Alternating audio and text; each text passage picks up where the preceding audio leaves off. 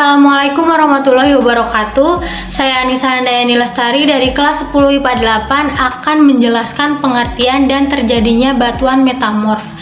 Jadi, batuan metamorf merupakan jenis batuan alami perubahan atau transformasi dari batuan yang lain yang telah ada terlebih dulu, serta adanya sistem metamorfosa sehingga membuat bentuk baru dengan tipe batuan terlebih dahulu.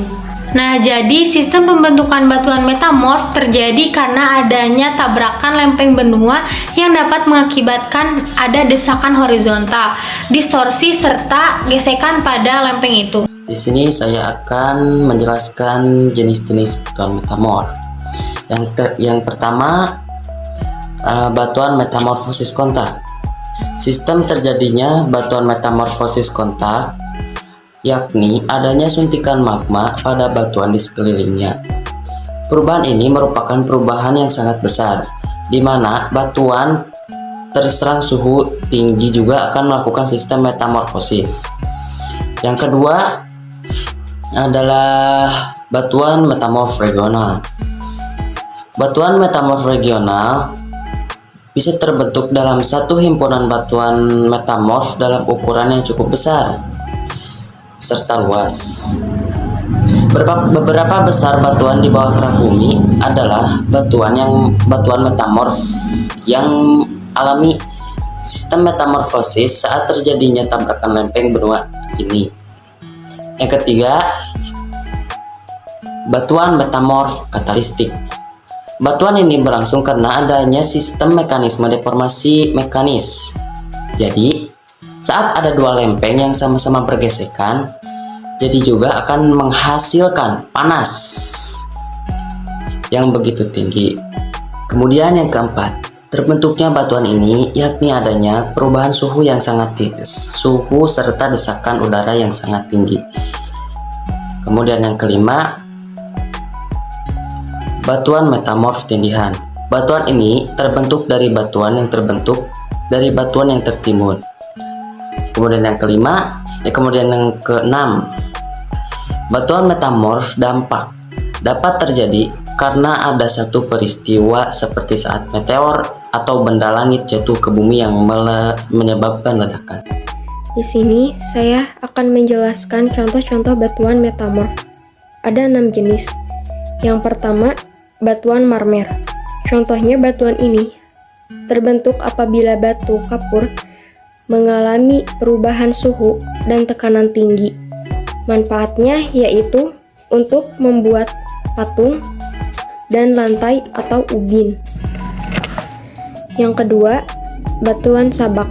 Contohnya, batuan ini terbentuk bila batu serpih kena suhu dan tekanan tinggi. Manfaatnya yaitu untuk kerajinan batu tulis dan bahan bangunan. Yang ketiga, batuan gneis. Contohnya, batuan ini terbentuk pada saat batuan sedimen yang terpendam pada tempat yang dalam dan temperatur yang tinggi. Yang kelima, batuan kuarsit. Terbentuknya batuan kuarsit akibat panas yang tinggi sehingga menyebabkan rekristalisasi kuarsa dan feldspar dapat memanfaatkan sebagai kerajinan.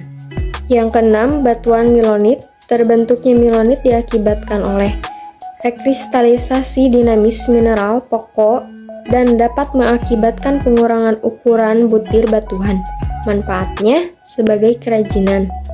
Yang keempat, batuan sekis. Contohnya batuan metamorf regional yang terbentuk pada derajat metamorfosa tingkat menengah. Manfaatnya yaitu mika yang utama, satu komponen penting dalam pembuatan kondensator. Saya akan mempresentasikan ciri-ciri batuan metamorf. Satu, dari segi warna, memiliki warna yang bervariasi. Feldspar memiliki ciri terdapat belahan. Kuarsa memiliki ciri khusus putih dan putih jernih. Dua, dari segi struktur terdapat polasi dan non-polasi. Polasi adalah lapisan pada batuan yang membentuk seperti belahan. Ya, dari segi tekstur terdapat 2 jenis, yaitu relik dan kristoblastik. Dari jenis bentuk kristal terdapat 4 jenis, yaitu euhedral, hedral, dan anhedral. 5. Dari segi komposisi mineral, yaitu mineral garnet, andalusasi, kyanit, limonit, dan stroli.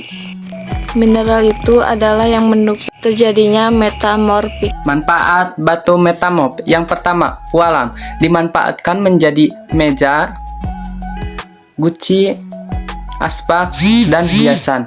Yang kedua, kuarsa sebagai pembuatan kaca, keramik, dan batu perhiasan.